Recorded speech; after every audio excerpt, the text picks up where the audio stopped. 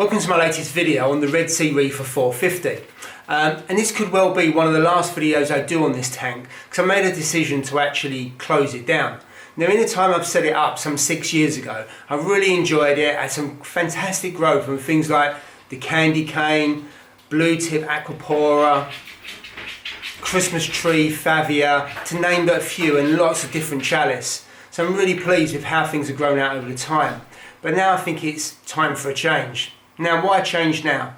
Well, number one, so I could well be having some building work done, and speaking to a few people, actually it's easier to break a tank down, sell off loads of bits, keep some of the smaller bits you want into small frags. I've still got 2 tanks in the garage, so they'll still keep going. So put them in there and then have a fresh start. So that's the first point. The other point, this tank is actually now beginning to show its age. It's a Sea 450. I bought it when it was probably about 6 months old. So it's about 6.5 years old in total. And in that time, through wear and tear, the hinges are a little bit rusty, the cabinet is a bit shabby, and there's a little bit of water damage around the bottom. And so I don't really want to reset the tank, set it up again, because I don't believe it will last another 6 years. So I think the timing of that is actually right. I think even if I wasn't having the garage done, I'd probably want to reset it for a couple of reasons. When I set this tank up, it was set up as a wall of rock.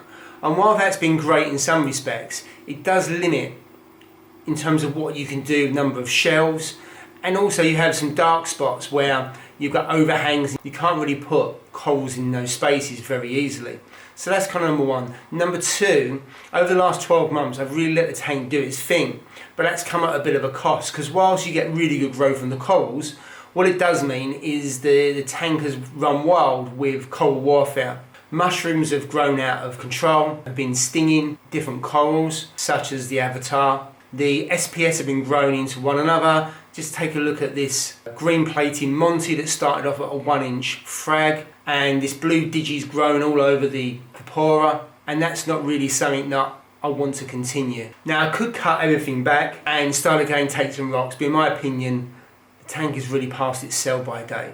And last but not least, there is quite a few fermented snails in this tank. I must admit, when they first popped up in a tank probably 3 or 4 years ago, I was a little bit naive and I wasn't too sure what they was, and I just let them go on with it.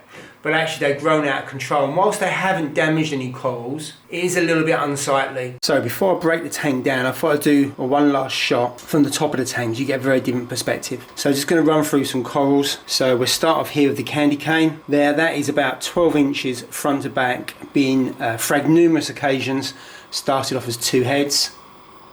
Got a Sunny D colony there. That was one, if not that was the first Zoa I got about 7 years ago. A few of the heads have closed up because the lights are beginning to go off. And there is a Aussie Duncan. And if we move across at the back there's a purple plating Monty. You can just see around the edges there, got a bit of coral warfare going on. But that started off as a 1-inch frag. And then right in the middle there, again, that was the same size 1-inch frag as a purple plating. That's a lime green plating Monty. Just see the edge there where the mushroom's been irritating it. And there's only ever going to be one winner when a mushroom goes to fighting with a Monty. And then here you got the blue tip aquapora, and you can see the pumps are off. So these are out the water, these tips here. And all of these, if you've seen my previous video, were out the water for 30 hours when the power failed, and I had to sort out the return pump. And there, within a few weeks, probably 4 or 5 weeks ago, that happened. And as you can see there, they are popping again, so they're fully recovered. Moving across, there's a couple of pieces there that probably don't look as good as they should do, and they were out of the water. Then you've got a blue digi, and what I have found with this tank is I've let it to just do its own thing. You've got there, that's a blue tip acro, but the blue digi is taking over, and give it a couple of months and that would have overgrown that. So you do find that digis outcompete there the aquapora on this occasion, and you can see that in the gap there where the Monty, by the nature of it being encrusting, is encrusting around the aquapora. And then moving over the back there, I've got a colony, started level 1, so that's a Florida Recordia. Really nice mushroom, that's high up and it'll do well both high up in the tank but also low down. If I go to here, that's a bare space there, so I had a red planet but it was suffering a little bit because it's squeezed in between two big colonies, so I fragged it and it's just there. That'll take a little while but that'll recover and that'll be fine. Moving across, one of my first SPS, that's a purple Stylo, and as I move up you can just see it looks a bit yucky there around this area. This is where that was out of the water and it hasn't recovered, so I've cut some of it back but I still need to cut some of it. Just beginning to recover there, so that's pretty good, that's good news. And then moving across there, that's a Nana.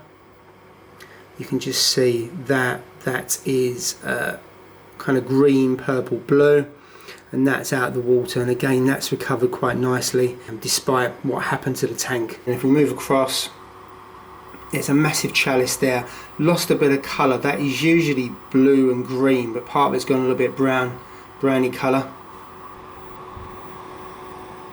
Another Duncan there, colony.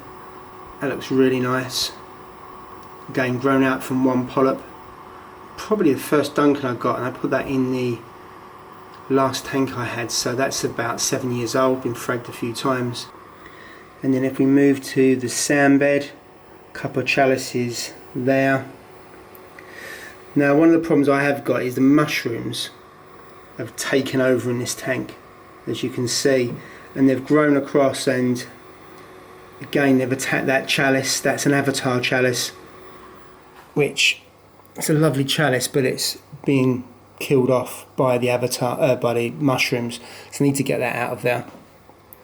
Go back to the top, got this lovely pink chalice, not too sure what that's called, and that has just grown all the way across. Well, there's no sand bed, so it's attached itself to the base of the tank, so I'm not too sure how I'm going to get that out. I might have to just frag a couple of small pieces and start again, but not too much of a problem. And then if we move along, we've got a couple of chalices there, rainbow chalice, both at the front there and the back. And you move across there, Christmas tree Favia, which is absolutely huge. That's the shape of just a large egg. Probably that is about a good 4 inches long, 3 inches high, maybe 4 inches high, and then front to back probably about 3 inches again. Lovely piece. Another chalice in the corner there, that's in the mushroom cage still, just letting that settle. Had that for probably 2 months. That needs to come out of there now, just beginning to grow out to the right hand side. Yellow eyes, blue with green on the outside. You might be able to pick just around the eyes, it's got an orange rim to it.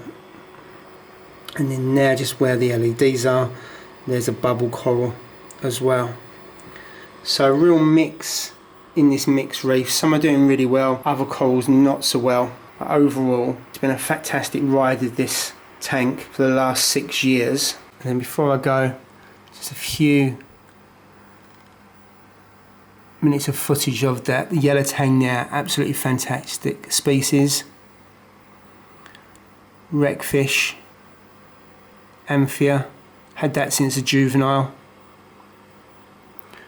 Much maligned fish, damsels. Now I've put these in at the last fish and they've done fantastic. I had 9, now I got 7. There were 2 small ones that got picked off by the other damsels, I think. Pair of clownfish, the female there, which is the very first fish I bought some 7 years ago. Peacock wrasse, probably my favourite wrasse. I bought 4 of those, still got 3 of them, again from juveniles. The coloration is absolutely fantastic. I would recommend a peacock wrasse. And if you can have a group, you've got enough room, then have a group. Because I've got 3 of them and they're model citizens.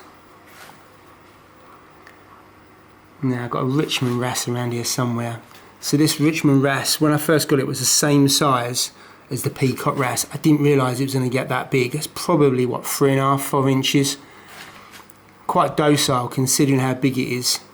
But I don't think I'd put another wrasse in here. I think it would probably torment it. And then last but not least, Bengal cardinals, and they were babies that were born in this tank. There were 6 of them. I remember finding them about 4 years ago. The parents have since died, and these are the 2 that are left.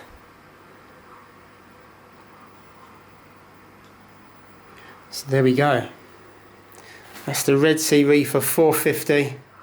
Been running for just over 6 years. But now it's time to say goodbye. Thanks for watching.